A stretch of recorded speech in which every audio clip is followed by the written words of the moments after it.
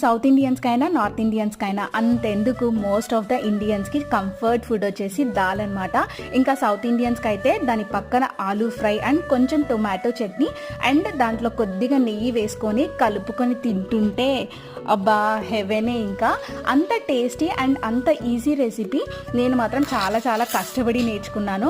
అదేంటి అంత easy recipe కష్టపడి నేర్చుకోవడం ఏంటి అని అనుకుంటున్నారో, ఏమో తెలీదు. చిన్నగా ఉన్నప్పటి నుంచి మా మమ్మీ పక్కనే ఉండి ఇలా ఇలా చెయ్యి అని చెప్పినా కూడా ఎందుకో తెలియదు అది చేతి వాటం అనుకుంటా, దానివల్లనో ఏమో అస్సలు మంచిగానే వచ్చేది కాదు.